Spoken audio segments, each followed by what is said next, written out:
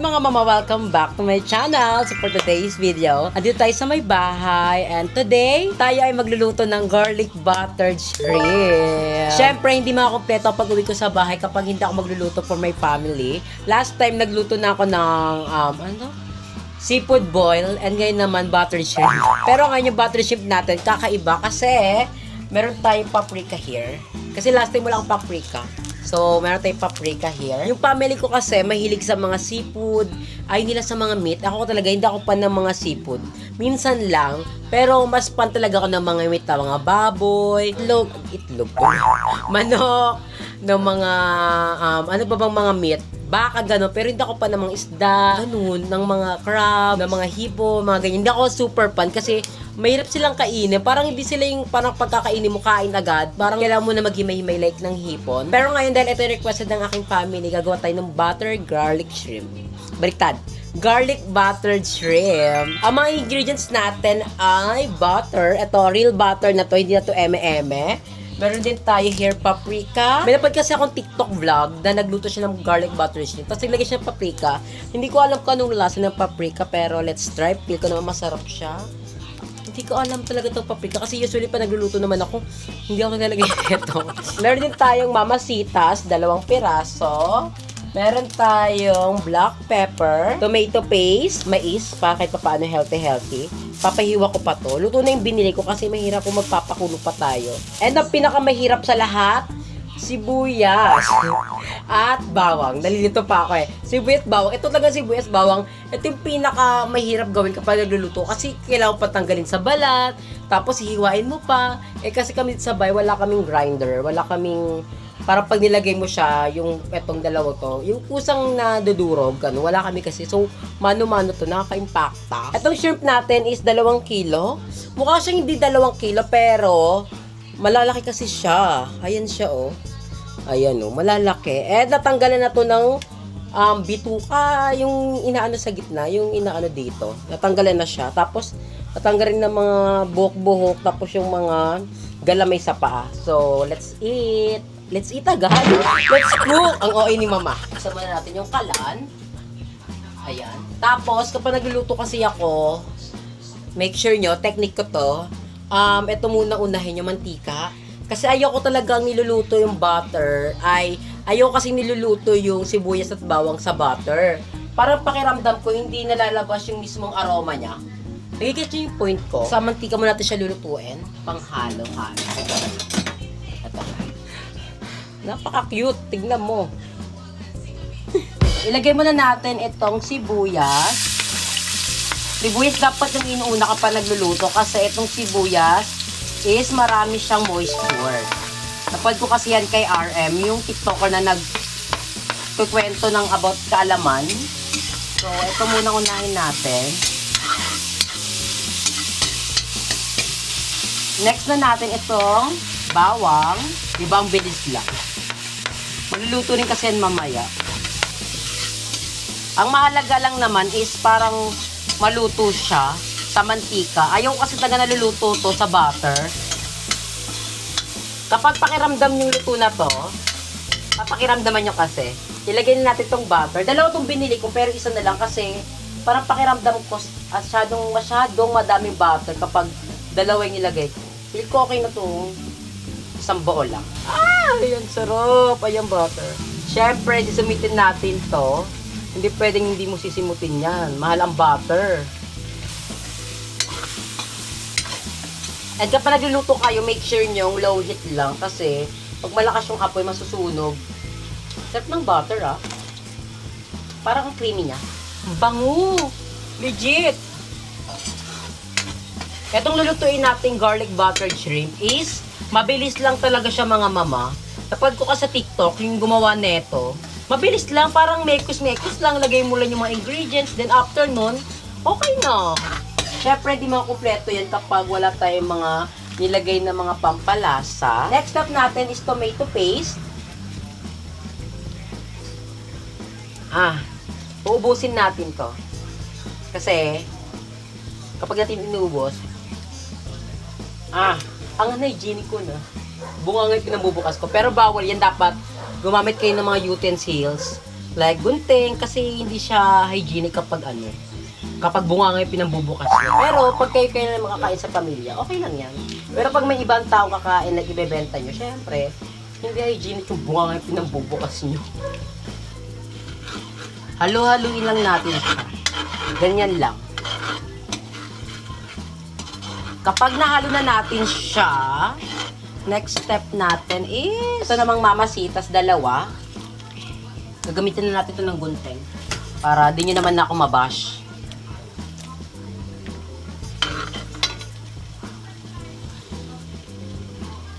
Ayun, ang sarap na. Okay na to. Charot. Ayan, imekus-mekus lang natin. Hala, do you see this? Ang sarap na.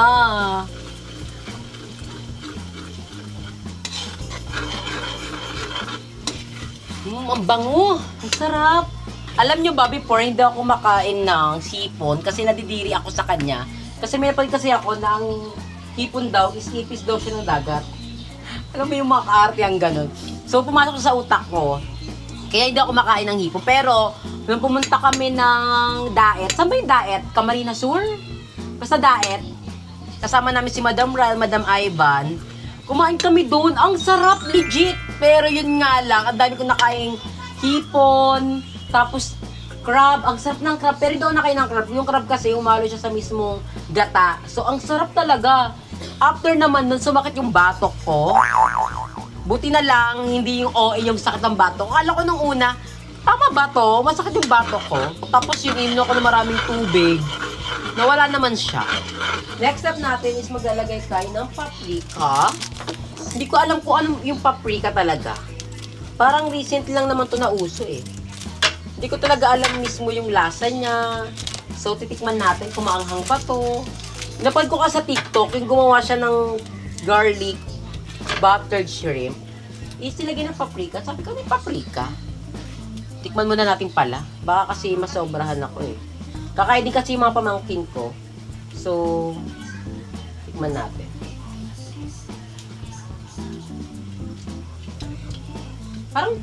Parang wala naman siyang lasa. Ba't nagpaprika pa itong gumawa nito? Ano bang purpose ng paprika? Para wala naman siyang dating. Kala ko maanghang siya. Hindi naman siya maanghang pala. Or pang padagdag kulay lang to? Ayun lang ba yung purpose ng paprika? I don't know. Bago ko makalimutan, ipahiwa na rin pala natin itong mais. Ate, pahiwa nga ng mais, te. Yung ganun, para pwedeng maka. Next natin is black pepper. Mga pepper nating friend over there. And happy Pride Month pala. Hindi ako nakapunta ng Pride Month kasi saan ba? Hindi ko din alam. Pero yun nga, umulan din kasi. Kaya ako kasi bawal ako maulanan kasi di ba bagong surgery nga tayo. Bawal pa ako sa ulan. Kaya ayun, di ako nakapunta. Sayang nga umulan eh. Masaya pala pag hindi umuulan. Last time din yung matid ako ng Pride Month, umulan. Nakaka-impacta. Pero dahil mga bakla tayo, deadma ang ulan, ine-enjoy talaga natin. Hindi tayo magpapa-apekto sa ulan. Iniisip natin na blessing from this guys na lang siya. Feel ko naman kahit umulan nung this Pride Month, is nag-enjoy naman yung mga kapwa natin kay LGBT, di ba? Hindi ulan ang makakapagpigil ng kasiyahan ng bawat bakla at tomboy nating kababayan. Deadma sa ulan. Creamy siya. Nakikita niyo ba dyan? Ayun o.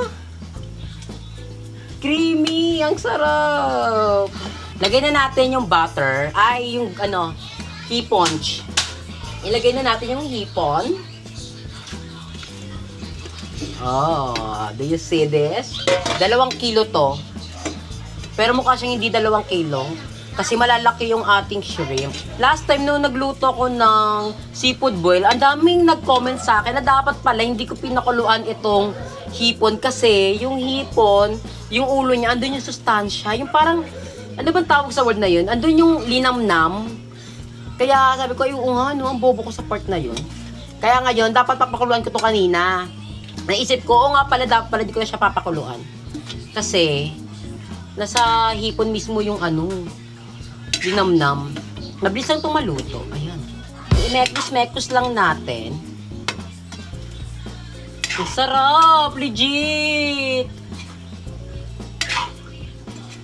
Bili ka nga mama ng Sprite.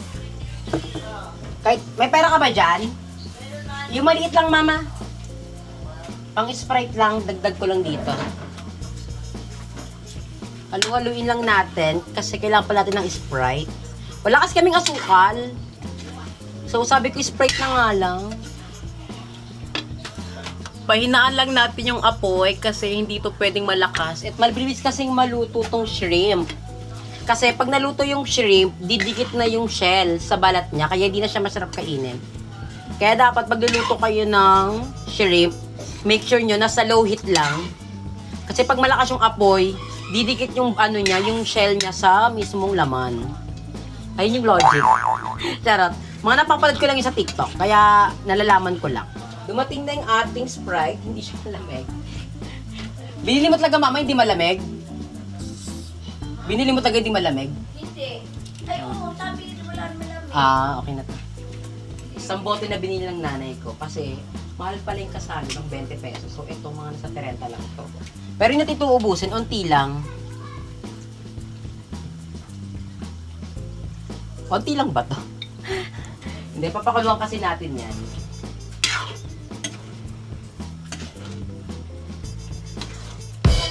Ayan, ang sarap na. Siyempre, hindi makukumpleto yan if hindi natin titikman. Titikman natin yan, siyempre.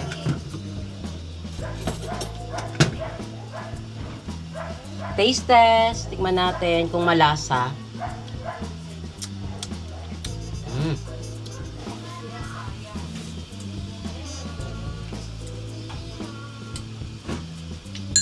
Masarap na. Kulang lang sa pagpapakulo. Pakuluan lang natin to. Sarap na in all fairness. Ay, before I forgot. Kailangan natin ng chili flakes. Mama, asan dito yung mga chili flakes natin? Chili flakes, ma. Chili flakes. Yung maanghang. Ito yung sinasabi ko. Ito yung sinasabi kong kulang. Kulang ng chili flakes. Kasi parang walang tapang, walang sipa yung pagkain. Unti lang naman. Kasi kakain yung mga pamangkin ko. Unti ang dami nilagay. Hindi. Yung pamangkin ko kasi may sila sa maanghang. Hindi nila makayana, mag-itlog na lang sila or hotdog. Dapat nga may asukal. Wala ba ting asukal dyan, mama? Ang dilim na. Dami pa. Kailangan din ng ilaw kasi ang dilim. Hindi nakaka-fresh kapag walang ilaw at ang haggard ko na. Ayan. Haluin lang natin. Ang sarap! The next step natin is ilalagay na natin tong mga corn. Kapag magluluto kayo ng corn, I suggest bumili na lang kayo sa mga tindahan na napakuluan na. Yung ready to eat na. Para at least help nyo na rin sa kanila yun. Makakaawa kasi sila minsan parang walang bumibili. Corn. Para healthy lang tayo. Eh, nakapagluto na rin pala sila mama ng kanin over here. Oh, ang daming kanin. Pasabog. Kanina bago ako magluto, sabi ko, may kanin na ba? Kasi mabilis nang itong maluto. Tapos yun, nakapagsaing na pala. At least, di ba, yung family ko, alam na nilang gagawin nila. Kakain na lang sila. Halu-haluin lang natin ulit para ma-distribute din yung lasa sa mais. Favorite din kasi nila mama yung mais, pero ako di ako makain ng mais. Nai-impacta ako pag learn na ako, hindi siya nadudurog. Buo-buo, nai-impact ako. Like, hindi ako kakain ng mais. Tsaka na yan. Luto na yung ating buttered garlic shrimp kasi na-taste test ko na siya. Taste test natin for the last time. Sarap. For sure, gusto sa amin kasi masarap yung luto ko. So, luto na. So, ayan, luto na yung ating garlic buttered shrimp. Ah, ang init! Wait lang. Hindi maayos yung pagkaka-ayos ng damit ko. Ganyan ka lang. Yung, taas mo ang kamay mo. Ayan, ganyan. Yung pamangkin ko kasi nagawak ng ilaw. So, isa pa. For thumbnail.